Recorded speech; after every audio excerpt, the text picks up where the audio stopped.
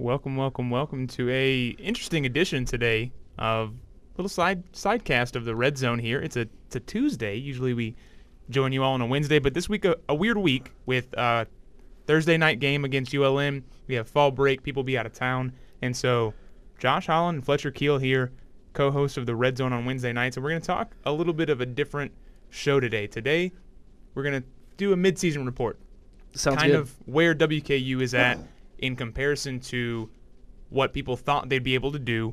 And so we start off, we'll recap Navy real quick. WKU came in. A lot of people thought it'd be a high-scoring game with Navy taking it. I thought double digits Navy. I was quite wrong there. I did as well. And WKU's defense showed up. They hadn't been able to stop the run much at all this season, and they stopped the nation's #1 attack, and Antonio Andrews outrushed the entire Navy offense, which is really impressive. So now the Tops sitting at 3-2 after 5 games, almost at the halfway point of the season. Mm-hmm.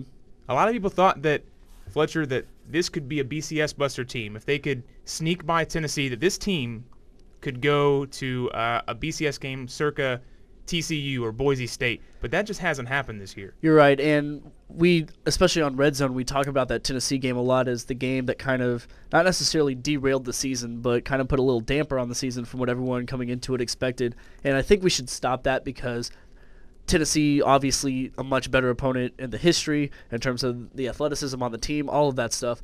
But that was a big game, and a lot of Hilltopper fans and a couple people that we know, especially inside Hilltopper Athletics, thought that WKU could come out and win that game. About a 4-minute stretch in that first quarter took that possibility out of the realm. And then the following week, they come back, they lose the lead, lose the game to South Alabama. And even with this past week beating Navy, I know they're 3-2, but to me at least, it still doesn't feel like they're a 500 club yet. Like they don't seem to be playing to their capabilities, and that worries me going into conference play. Sunbelt is actually a pretty tough football conference. You got ULM, ULL, Well, I think Arkansas the State. operative word that you're using there is seem, because I think most of what is happening right now has to do with fans' perspective, because coming in there was such this unreal expectations because Bobby Petrino was coming to a Sunbelt school, and Bobby Petrino had such success at SEC and in the ACC, and so you have to temper your expectations, or else what happens this year is you have set such lofty goals that they could go 5-0 in the first 5 games and then run the Sunbelt.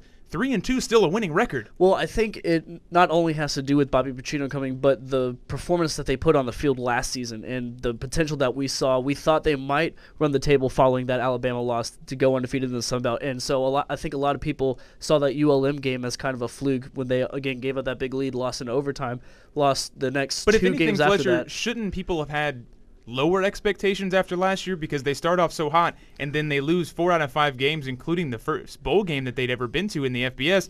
And so you have to think that losing all these starters that they did, plus the fact that they lost 4 of their 5 games, that expectations should have been lowered, but then you hire Bobby Petrino. And that And kind the expectations are automatically raised again. You're like, all right, well, we had a good coach in Willie Taggart who took this team to where they were last year. Let's see if a great coach like Bobby Petrino can come and do what Willie Taggart couldn't do and post a 10-win season, 11-win season, undefeated season, and take us to take WKU to the hierarchy of college football. Well, unfortunately, the reality is that WKU lost 2 starting offensive linemen, the starting quarterback, 2 of their top 3 leading receivers, all 4 starting defensive linemen. And all those together between transfers, injury, they lost Keontae Young. He's still with the team, but he hasn't played yet, and he was a big force for them last year at the strong safety position. All of these things accounted for, they lost for half of their starters. And I know Bobby Petrino can coach well, but he's not playing the game. And so I think that 3-2, given what they lost last year, is still pretty impressive. Yeah, it's just we talked about this a little bit after the Navy game when I posed the question, does a win like Navy, which I don't know if I'm in the majority or minority of this, but I think that's the best win that this program has had in its history. You could take the national championship in 2002. It's a big win, but not as important as beating a team with the history and tradition and caliber of Navy as they've been to, 3-4 straight. How is Navy better than beating UK handily in Nashville? I don't think it was that handily. It was a bigger score. The score was a little handily, but WKU still showed the weaknesses that we all know about getting out to a big lead and then letting UK slowly creep in there. If Navy finishes this game with their starting quarterback, then maybe I can find some way to come to agree with you a little bit more. But there's no way, given beating Navy at home without their starting quarterback for the majority of the game, that game is the biggest win this program has had because they beat UK last year and UK this year. And those, especially with the regionality and the way this state loves their sports and the way this state talks about big brother versus little brother and all the rivalries in the Commonwealth, those two games are bigger than Navy. At the time, I agree, but I think you can't, and I don't think the argument is valid to say, well, if the Navy quarterback had played, we can sit here all day and say, well, if Brandon Downey hadn't thrown 5 interceptions against Tennessee, we're looking at possibly an undefeated record right now. Yeah, but the difference between Brandon Downey throwing 5 interceptions and Navy having a poor second quarterback is that Brandon Downey was the starter. Brandon Downey was not supposed to throw 5 interceptions, but Navy brings in a backup guy who hadn't practiced, and he's not supposed to perform like the first-team guy. So there's an obvious drop-off there. If Brandon Downey had got injured versus Tennessee and DeMarcus Smith comes in or Todd Porter comes in and plays poorly. Which Smith did for about 3 series. Well, Smith couldn't handle a snap, but that's beside the argument. The argument is that Brandon Downey has a level of expectations that he did not meet against Tennessee, whereas Kendrick, the backup quarterback back for Navy, didn't have the expectations because he hadn't practiced. Yeah, but how do you explain every other possession in the first half that Navy didn't score on then? Navy only had one. Their first possession of the game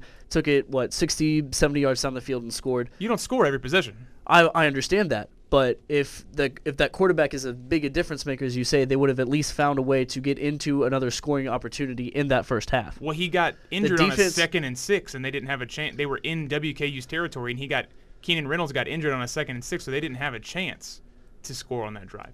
And then after that, there was 3 drives in the first quarter where they had a backup quarterback. So are you taking away from the defense? The defense did their job in stopping the Navy rushing attack. Yeah, I agree, but that doesn't make this Navy win the most impressive win in program history. I'm not saying most impressive. I'm saying the most important in terms of how WKU is viewed on the national scale. Sure, UK was fine. Everyone's like, wow, WKU beat an SEC school. But if you follow college football, you know that Kentucky's really not held to the same standard as a lot of other SEC schools. I'm saying in terms of importance for the program, in terms of national recognition, the national opinion I feel should be WKU beating Navy at home is more impressive than WKU beating Kentucky.